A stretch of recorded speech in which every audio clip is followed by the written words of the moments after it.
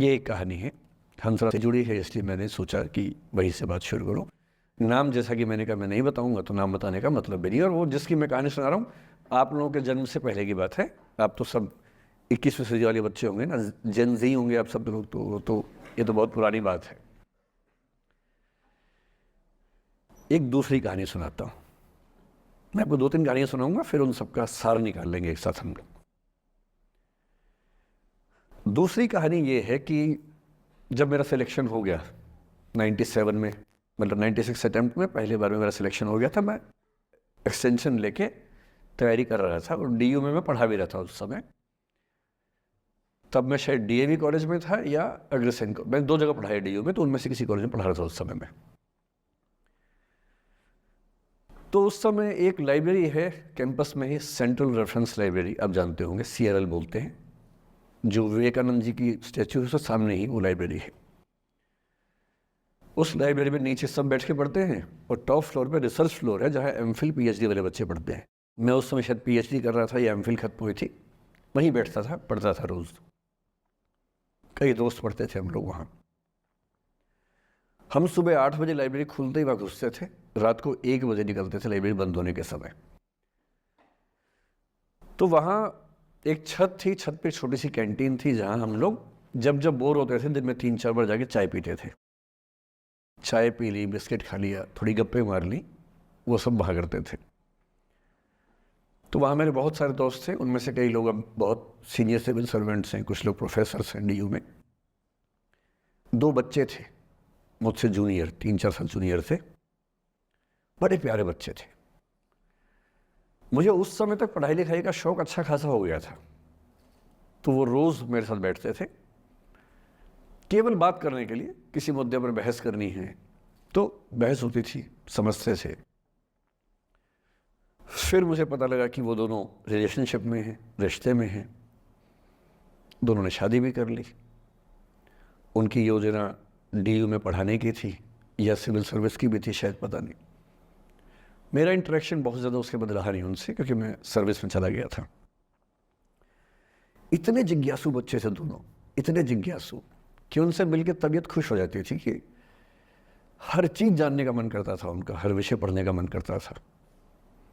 एकदम जीवन से भरे हुए बच्चे, आंखों में चमक ऐसे।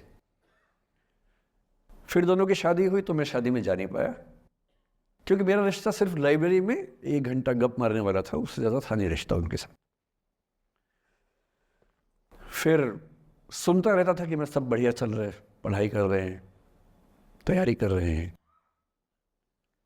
इंटरकास्ट मैरिज की उन लोगों ने, खूब हंगामा हुआ, दोनों घर में तलवारें खिंच गई, किसी तरह से तलवारें संभाली गई, मैनेज हुआ, दोनों साथ रहने लगे। और फिर 3-4 साल के बाद एक दिन मैंने खबर सुनी कि उस बच्ची ने फंदा लगा के जीवन लीला समाप्त कर ली। ये बात भी दिल्ली विश्वविद्यालय की ही है, उस दौर के सब लोग इस कहानी को जानते हैं। मेरे ख्याल से ये दोनों कहानी आपकी प्रिंसिपल मैडम जानती होंगी, नहीं ध्यान कर पाएंगे तो मैं उनको जैसे नाम बोलूँगा अकेले में, वो तुरंत समझ जाएंगे मैं किसकी बात कर रहा हूँ। मैं आज तक नहीं समझ पाया कि ऐसा क्या हुआ होगा। तो बाद में अनुमान जो हुआ वो ये, इंटरकास्ट मैरिज, परिवार का दबाव, समाज का दबाव, आपस के दबाव, टॉक्सिक रिलेशनशिप, अंत में उस दबाव को न झेल पाना और जीवन समाप्त कर देना, ये हुआ। ये 2 घटनाएं हैं। एक तीसरी घटना ये है कि दिल्ली में आज से 25 साल पहले एक घटना घटी। आप लोग तब बस पैदा हुए होंगे, घुटनों में चल रहे होंगे, या उससे 5-7 साल पहले की बात रही होगी।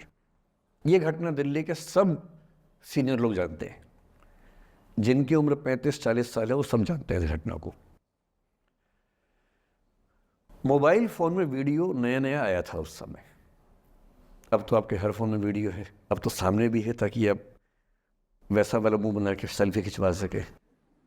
पाउट बोलते हैं ना, मैं उसको देसी भाषा में सूअर जैसा मुंह बोलता हूँ, और वैसा ही बनता भी है, क्यूट क्यूट सा सूअर जैसा मुंह बना के लोग सेल्फी खिंचवाते हैं, उसको बोलते हैं पाउट। तब तो कैमरा फ़ोन में पहली बार आया था, तब लोग अभ्यस्त नहीं थे। अब जैसे आप लोग कितने अभ्यस्त होंगे, हम भी होने लग गए अब तो। अब हम किसी से बात करते हैं तो हम ये एज्यूम करके चलते हैं कि उसने फ़ोन में कुछ ना कुछ ऑन कर रखा होगा, या तो आवाज़ रिकॉर्ड करेगा या वीडियो बनाएगा। तुम कितने केयरफुल होकर बोलते हैं, कितने कॉन्शियस रहते हैं। और सर्विलांस सोसाइटी की सबसे बुरी बात यह है कि हम हमेशा चौकन्ने रहते हैं, हम सहज हो ही नहीं पाते। सहज रूप से दो लोग बात कर लें, हो ही नहीं पाता। तो मैं तो अपने ऑफिस में कई बार ऐसा करता हूँ, जब हम 3-4 लोग बैठते हैं इनफॉर्मल बातचीत के लिए, हम सब अपना अपना फ़ोन कमरे के बाहर छोड़ के आ जाते हैं, फिर 2 घंटे बात करते हैं, इस भय से मुक्त होके कि कहीं कोई रिकॉर्ड तो नहीं कर रहा। ये हालत है आज की। उस ज़माने में तो फ़ोन थे। मोबाइल फ़ोन आया था भारत में लगभग 1995 के आसपास पहली बार। बड़ा महंगा था, 16 रुपये प्रति मिनट इनकमिंग, 16 रुपये प्रति मिनट आउटगोइंग, ये रेट से उस समय। और फ़ोन वो थे जिनसे आप कील भी ठोक सकते हैं, वैसे वाले फ़ोन थे, बटन वाले फ़ोन थे। नोकिया एक कंपनी थी, उसके फ़ोन हुआ करते थे। उसके 4-5 साल के बाद क्या हुआ, पहली बार किसी कंपनी ने फ़ोन में कैमरा लगा दिया। ये बात उस समय के लोग नहीं समझते थे। जब भी नई तकनीक आती है उसको समझने में टाइम लगता है। जो पहले समझते हैं फ़ायदा उठा लेते हैं, जो थोड़ा लेट समझते हैं वो उसका नुकसान उठाते हैं। उस समय दिल्ली के एक प्रसिद्ध स्कूल में 11वीं-12वीं क्लास के 2 बच्चों में आपस में कोई रिलेशनशिप रही होगी। वो दोनों किसी ऐसी सिचुएशन में थे जो सिचुएशन बहुत ही प्राइवेट किस्म की थी, बहुत निजी किस्म की थी, जिसको पब्लिक नहीं कर सकते। कुछ फिजिकल रिलेशनशिप जैसा मामला था। उस दुष्ट लड़के ने लड़कों के इतिहास को कलंकित, लड़कों का इतिहास वैसे भी कलंकित ज़्यादा है, उसे और कलंकित करते हुए उस पूरे सिचुएशन का वीडियो बना लिया। ऐसे मामलों में दुर्भाग्य है, मैं लड़का हूं इसलिए लड़के पवित्र थोड़ा ना हो जाएंगे। लड़का है, इतिहास कलंकित तो है, उसका वीडियो बना लिया और दुष्टता का चरम स्तर निभाते हुए वो वीडियो अपने एक दोस्त को शेयर कर दिया। ये कहे कि किसी और को दिखाना मत, जैसा कि होता है अफवाहों की दुनिया में। हर अफवाह एक व्यक्ति एक को ही बताता है, ये कह के किसी और को मत बताना, और अगला व्यक्ति भी अगले को यही कह के बोलता है किसी और को मत बताना। और इस तरह से पूरे शहर को खबर होती है और सबको लगता है कि सिर्फ मुझे पता है। वो वीडियो फैल गया। नए नए फ़ोन आए थे, पर वो फ़ोन कम लोगों के पास थे, कैमरे वाले फ़ोन। तो फ़ोन से कितना फैलता, ज़्यादा नहीं फैला। लेकिन उस समय दिल्ली की कुख्यात मार्केट हुआ करती थी, पालिका बाज़ार, अभी भी है, पर तब वो कुछ और कामों के लिए कुख्यात हुआ करती थी। अब तो कपड़े मिलते हैं, तब कपड़ों के साथ कई चीज़ें और मिलती थी वहाँ। जैसे गंदी फिल्मों की सीडी चाहिए हो तो वहाँ मिलती थी, ग्रे मार्केट में, चोरी छिपे। इस वीडियो को सीडी में कन्वर्ट करके लोगों ने वहाँ से खरीदा, लाखों करोड़ों की संख्या में। नए नए टेलीविज़न चैनल प्राइवेट आए थे, और प्राइवेट टीवी चैनल को खबरों की भूख इतनी होती है कि वो खबर के लिए जान दे सकता है और जान ले भी सकता है किसी की। 24 घंटे इस खबर पे, इस चीज़ पर खबरें चल रही थी सारे चैनल्स में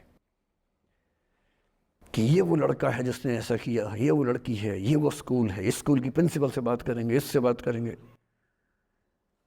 वो जो बच्ची थी जिसकी इसमें कोई गलती नहीं थी, सिवाय इसके कि वो किसी एक लड़के से प्रेम करती थी, जो कि उस उम्र में बच्चे कर बैठते हैं। इसके लिए बहुत चिल्लपौनी मचानी चाहिए। अब बच्चों को आप हर बात पे अपराधी नहीं मान सकते। उस बच्चे की गलती सिर्फ इतनी थी कि उसने अपने दोस्त पे भरोसा किया, जो भरोसे के लायक था नहीं। वो नीच किस्म का व्यक्ति था जिसने उस संबंध की गरिमा को समझा नहीं।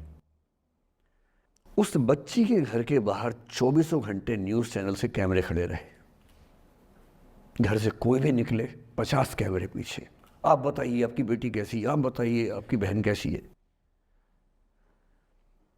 अंत में उस पिता ने अपनी बच्ची को इस देश से बाहर भेज दिया। उसके कुछ दिन बाद की जो खबर टीवी चैनल से नहीं दिखाई, उसके पिता ने आत्महत्या कर ली। ये तीसरा इंसिडेंस है। ये सारी खबरें सच्ची बता रहा हूं मैं, इनमें से एक भी झूठ नहीं है। झूठी कहानियों से मोटिवेशन दिया जा सकता है, मैं जानता हूं, पर जब सच्ची कहानियां हैं तो मैं झूठ क्यों बोलूं? सारी सच्ची कहानियां बता रहा हूं मैं आपको। एक चौथी कहानी जो आप में से कई लोगों की होगी। मेरा एक स्टूडेंट है, सिविल सर्वेंट है, सीनियर लेवल पे है, करीब 40 साल का है। उसने आज तक शादी नहीं की।